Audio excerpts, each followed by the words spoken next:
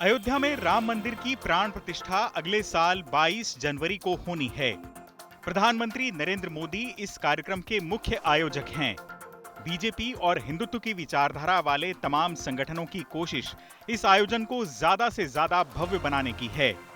Party की कोशिश है कि प्राण प्रतिष्ठा को जनता से किए अपने बड़े वादे के पूरा होने के तौर पर पेश किया जाए। वहीं राम मंदिर ट्रस्ट ने कांग्रेस समेत विपक्षी पार्टियों के तमाम नेताओं को भी कार्यक्रम में शामिल होने के लिए निमंत्रण दिया है। विपक्ष के कुछ नेताओं को जहां प्राण प्रतिष्ठा के लिए अयोध्या जाने में कोई परेशानी नहीं है, वहीं इंडिया गठबंधन की तमाम पार्टियां ऐसी भी हैं जिनका कंफ्यूजन साफ नजर आ रहा है। कार्यक्रम के लिए सोनिया गांधी, मल्लिकार्जुन खड़गे और लोकसभा में पार्टी के नेता अधीर रंजन चौधरी को न्योता दिया गया है। कांग्रेस ने कहा है कि इस बारे में उचित समय पर फैसला लेकर बताया जाएगा। यानी कांग्रेस कार्यक्रम में शामिल होने को लेकर सीधी हामी भरने से परहेज कर रही है। कांग्रेस ने अभी तक कोई स्टैंड नहीं लिया है।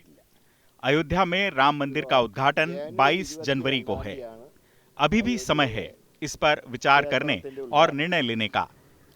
केरल कांग्रेस के रुख से केसी वेणुगोपाल को अवगत करा दिया गया है। केरल कांग्रेस का यह फैसला है कि कांग्रेस को इस समारोह में किसी भी कीमत पर भाग नहीं लेना चाहिए।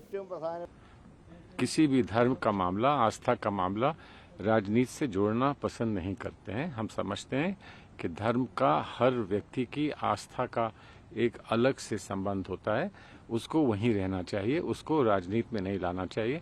अब लोगों की अपनी अपनी राय होती है, अपनी अपनी काम करने का तरीका होता है, उस पर हम कोई बात नहीं कहना चाहते। सिर्फ राजनीति और धर्म को, आस्था को अलग रखने पर हम विश्वास रखते हैं और ये हम महात्मा गांधी के समय से करते चले आए हैं। वैसे ये साफ देखा जा सकता है कि कांग्रेस के भीतर भी समारोह में जाने को लेकर दो फाड़ हैं। दिग्विजय सिंह का कहना है कि राम मंदिर उद्घाटन समारोह में शामिल होने को लेकर कांग्रेस को कोई आपत्ति नहीं है। वहीं कुछ दूसरे नेता प्राण प्रतिष्ठा कार्यक्रम को बीजेपी की राजनीति बता रहे हैं। इसमें हमें जाने में क्या आपत्ति है, और सोनिया जी तो बहुत पॉजिटिव इस मामले में। निमंत्रण मिला है, या तो वो जाएंगी या डेलीगेशन हमारा जाएगा। कि धीरे धीरे राम मंदिर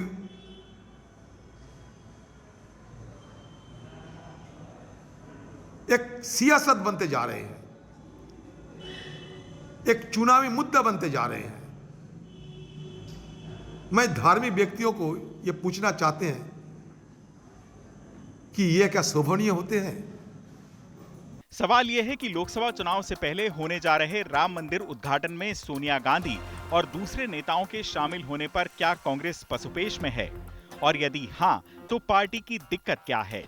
जानकारों की राय में मुमकिन है कांग्रेस नेताओं को इस बात का अंदेशा हो कि राम मंदिर कार्यक्रम में शामिल होने से मुस्लिम वोटों के छिटकने का खतरा पैदा हो जाएगा।